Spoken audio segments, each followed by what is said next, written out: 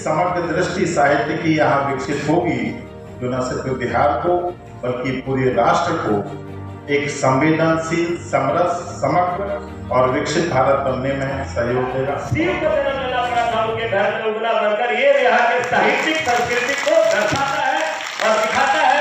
ये वही भूमि है। लेट्स इंस्पायर बिहार अभियान के पहले साहित्य महोत्सव लिटरेचर फेस्टिवल में मैं हृदय से आभार व्यक्त करता हूँ माननीय अरुण शंकर प्रसाद जी, माननीय मंत्री कला, पर्यटन, युवा विभाग बिहार सरकार का, जिन्होंने अपने बहुमूल्य समय में से आज कुछ समय हमें दिया। आबादी की यदि बात करें, जनसंख्या में लगभग 14 करोड़ आज हमारी जनसंख्या है, जिसमें 30 साल से कम आयु के लगभग 9 करोड़ व्यक्ति हैं। ऐसे में जो 20 साल का गैप है, जिसमें हमें ऐसा बिहार निर्मित करना है, लगभग 15% से अधिक की आर्थिक दर से बढ़ना होगा।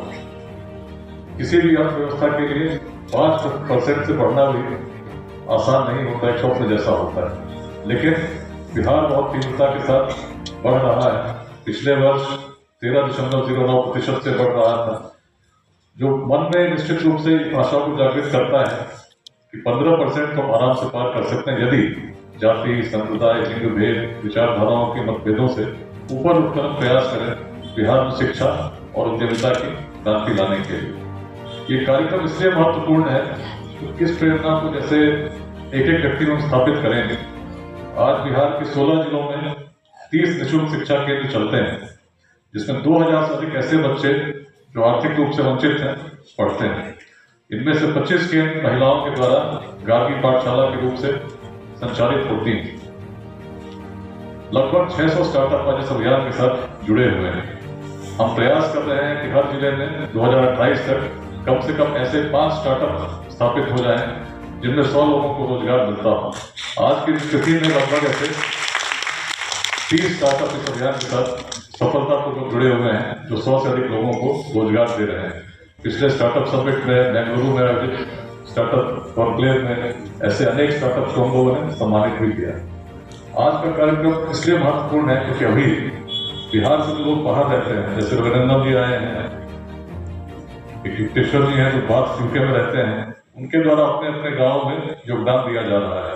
कुछ लोगों के द्वारा अपने गांव में पुस्तकालय स्थापित किया गया है, कुछ लोगों ने कंप्यूटर लैब स्थापित किया है, कुछ लोगों ने अपने माता पिता के नाम से स्कॉलरशिप स्थापित की है, कुछ लोगों ने मेडिकल कैंप्स बनाए हैं। छोटे छोटे प्रयास जो कर सकते हैं उनके द्वारा किए जा रहे हैं। लेकिन आज इस अभियान के साथ जुड़े ऐसे लोगों की संख्या जो बिहार से बाहर रहते हैं, ये गर्व और सौभाग्य की बात है। ये अत्यंत खुशी का क्षण है। मैं इसके आयोजन के लिए श्री विकास वैभव जी और इनकी पूरी टीम को हृदय की गहराई से आभार प्रकट करता हूँ। साथ ही विद्या, बुद्धि, कला और संस्कार की अधिष्ठात्री देवी माता सरस्वती के श्री चरणों में अपना प्रणाम निवेदित करता हूँ।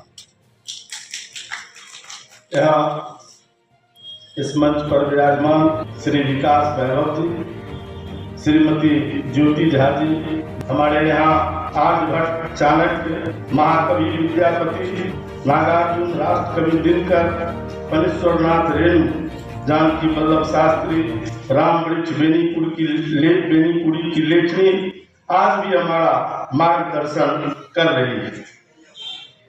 विद्यापति की गीत आज भी जो सुबह में हमारे यहाँ औसत चराने जाते हैं, वो भी विद्यापति की गीत गाकर प्रातःकालीन संगीत सुनने का हम सबको उनके माध्यम से अवसर मिलता है।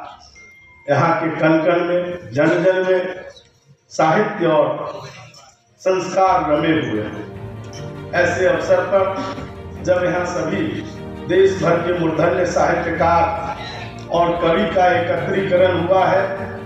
इससे जो दिशा निकलेगी वो निश्चित रूप से बिहार को एक नई ऊंचाई की ओर ले जाने का राह प्रदर्शित करेगा। और आज जिस प्रकार से देश दुनिया के अंदर अपने विकसित होने की अंगड़ाई ले रहा है, हम विकास की दिशा और दशा जिस प्रकार से तेज गति से आज तय कर रहे हैं, उसमें बिहार कहीं से भी पीछे नहीं रहे। आज की परिस्थिति में हम सबका ये दायित्व है। और विशेषकर स्वामी विवेकानंद जी कहते थे कि साहित्यकार को दोष कभी मत देना, जब कोई बात प्रासंगिक न लगे तो उसके लिए साहित्यकार और कवि दोषी नहीं होता है, क्योंकि वो उसी विषय को चित्रित करता है जो उस समय का समाज होता है। तो उस समय के समाज के अनुसार उनकी लेखनी उठती है। हो सकता है कालांतर में जाकर वो लेखनी प्रासंगिक नहीं रह जाए किसी कारण से, तो उसके लिए किसी कवि और साहित्यकार का दोष नहीं होता है। और इसीलिए साहित्य समाज का दर्पण कहा जाता है। यही